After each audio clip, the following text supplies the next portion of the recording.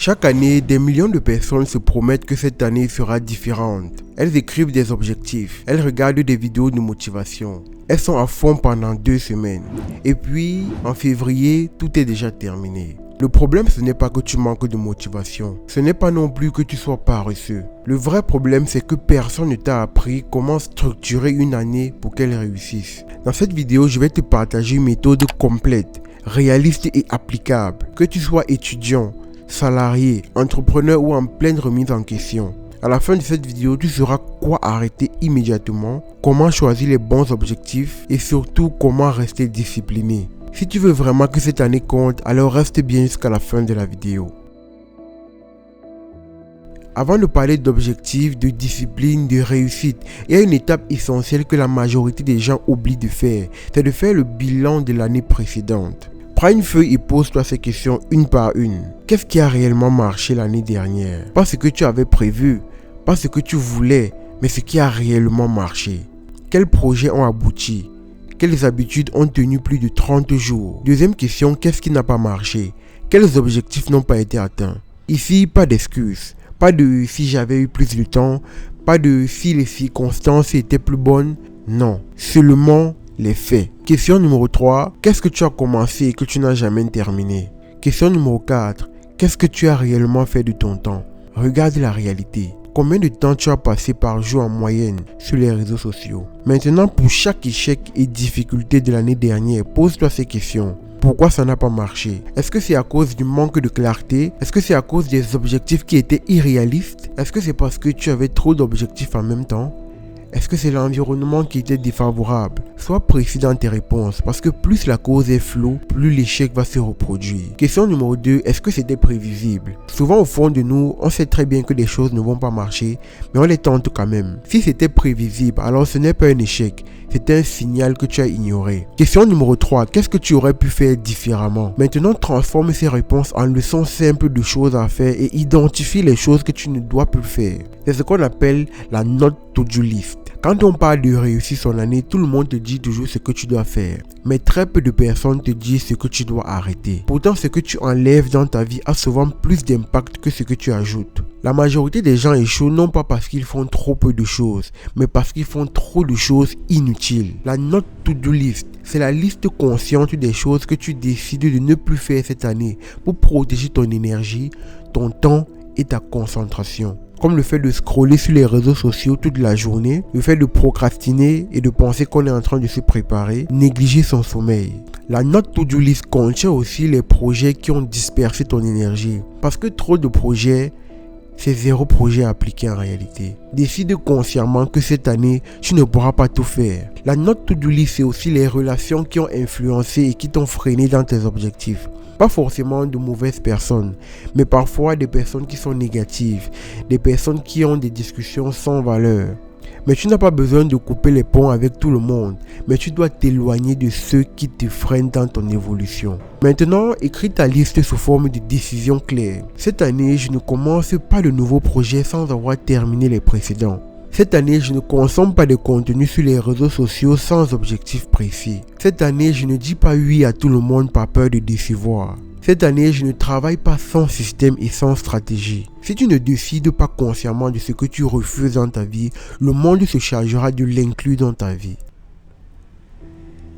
Il y a des personnes qui travaillent dur toute leur vie, qui font des efforts, qui se forment, qui essaient encore et encore. Et pourtant, elles ont l'impression de forcer en permanence. Le problème, ce n'est pas qu'elles manquent de volonté, c'est qu'elles essaient de construire une vie qui ne leur correspond pas.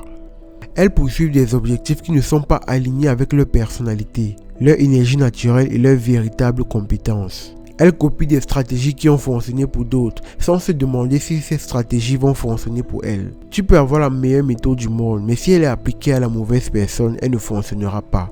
C'est pour ça que la connaissance de soi n'est pas un luxe philosophique, c'est une nécessité stratégique. Si tu ne sais pas comment tu fonctionnes, ce qui te motive vraiment, ce qui t'épuise et ce qui te rend constant, alors tu construiras une année basée sur de fausses hypothèses. Maintenant que tu as fait le ménage dans ton passé et que tu sais ce que tu refuses de répéter cette année, il reste une question fondamentale. Qui es-tu réellement? Pas qui tu aimerais être, pas qui les autres attendent que tu sois, mais qui tu es aujourd'hui concrètement. C'est ton identité personnelle. C'est tout ce qui te définit quand personne ne te regarde. Commence par observer comment tu fonctionnes psychologiquement. Maintenant, regarde ce que tu sais faire. Quelles compétences as-tu déjà développées? Qu'est-ce que tu apprends plus vite que la moyenne? Attention, ce que tu aimes n'est pas forcément ce dans quoi tu es bon. Et ce dans quoi tu es bon n'est pas forcément ce que tu aimes. Ensuite, identifie tes limites. Enfin, pose-toi cette question. Qu'est-ce que je veux vraiment? Pas ce qui est à la mode, pas ce qui impressionne les autres, mais ce qui te donne envie de te lever même quand c'est difficile. Sans cette clarté, tu vas poursuivre des objectifs qui ne sont pas les tiens. D'ailleurs, si tu veux aller beaucoup plus loin sur ce sujet, j'ai fait une vidéo entière où je t'explique en profondeur pourquoi se connaître est crucial, les erreurs que font la majorité des gens et surtout les méthodes concrètes pour se connaître. Je te mets le lien dans la description et en commentaire épinglé, tu pourras la regarder juste après celle-ci. Maintenant que tu sais qui tu es, comment tu fonctionnes et dans quel environnement tu évolues, on peut enfin planifier intelligemment ton année. Beaucoup de personnes travaillent dur, mais très peu savent réellement où elles vont. La vision, c'est une direction de vie. C'est une image claire de la personne que tu veux devenir et de la vie que tu veux construire. Sans vision, tu dis oui à trop de choses. Tu confonds urgence et importance. Avec une vision claire, tu filtres, tu refuses, tu simplifies et tu avances plus sereinement. Pour construire ta vision, ne commence pas par ce que tu veux avoir, mais par ce que tu veux être. Pose-toi ces questions calmement.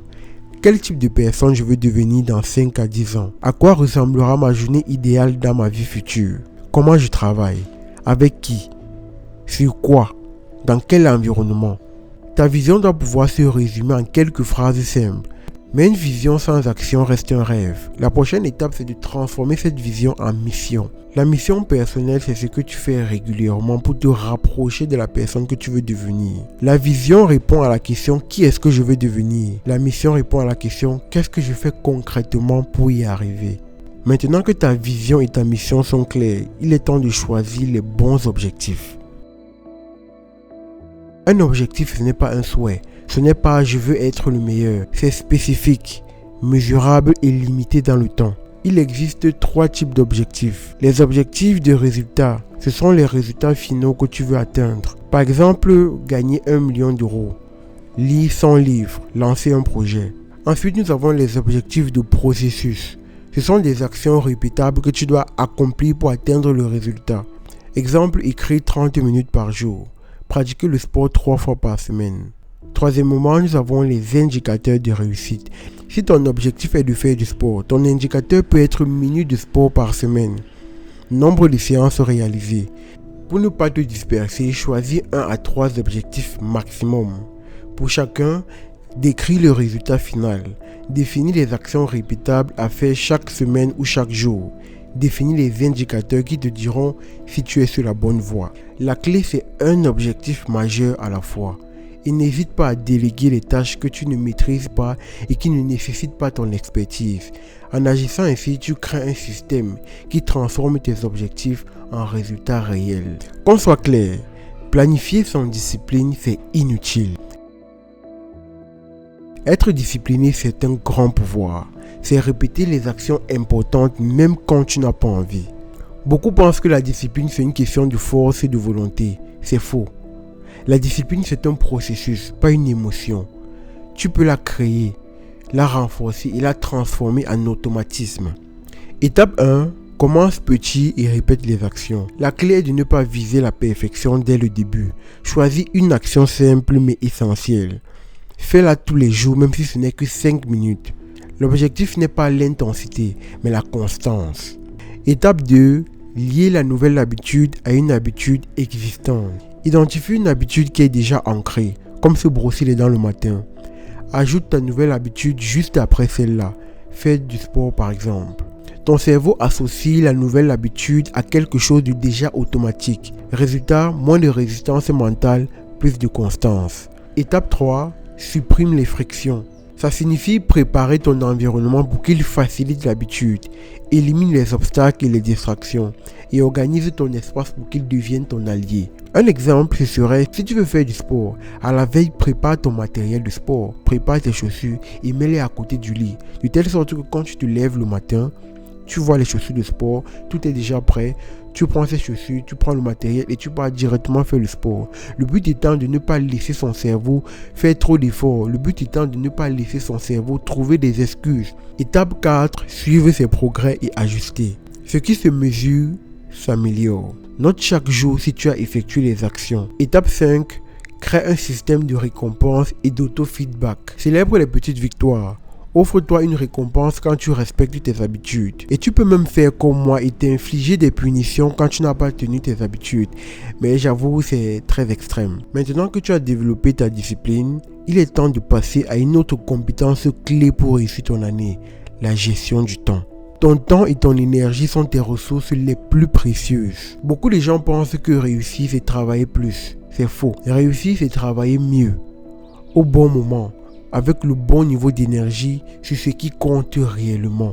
Étape 1, identifie les moments de haute énergie. Chaque personne a des moments dans la journée où il est plus concentré, où il a plus d'énergie. C'est le matin pour certains et le soir pour d'autres. Étape 2, priorise les tâches essentielles. Applique le principe 80-20 ou loi de Pareto qui dit que 20% de tes actions produisent 80% de tes résultats. Classe les tâches chaque jour selon leur impact réel. Ce qui fait avancer tes objectifs, ce sont tes priorités absolues. Ne travaille jamais sur ce qui n'apporte pas de la valeur. Étape 3, sacralise ton temps. Trop de gens se comportent comme si le temps était illimité. Ne laisse personne gaspiller ton temps n'importe comment. Concentre-toi sur ce que tu as planifié, sauf dans les cas extrêmes où tu peux modifier ton emploi de temps. Étape 4, gère ton énergie et évite l'épuisement. Le sommeil est indispensable pour la performance et la clarté mentale. L'activité physique booste ton énergie et ton mental. Ton corps et ton esprit sont tes moteurs. Prends-en soin. La réussite n'est jamais le prix du hasard. Elle est la conséquence directe de choix conscients et répétés. Ce que tu choisis d'arrêter compte autant que ce que tu choisis de faire. Te connaître est la seule façon de t'assurer que tes actions ont du sens. La discipline et les systèmes te permettent d'avancer même quand tu n'as pas envie. Suivre ces étapes ne garantit pas que tout sera facile. Mais je peux te promettre une chose. Tu avanceras plus vite que 99% des gens. Maintenant, c'est à toi d'agir. Pas demain. Pas quand tu seras prêt. Aujourd'hui. Je t'ai fait un cadeau pour cette nouvelle année. Je t'invite à cliquer sur le premier lien dans la description pour rejoindre ma chaîne Telegram pour télécharger gratuitement mon guide pratique qui résume toutes les étapes pour que tu puisses les appliquer au cours de l'année. Abonne-toi pour ne pas manquer les prochaines vidéos qui vont t'apporter énormément de valeur en business et en croissance personnelle. Ce que tu as appris ici est une puissance théorique, mais la puissance pratique vient de ce que tu fais.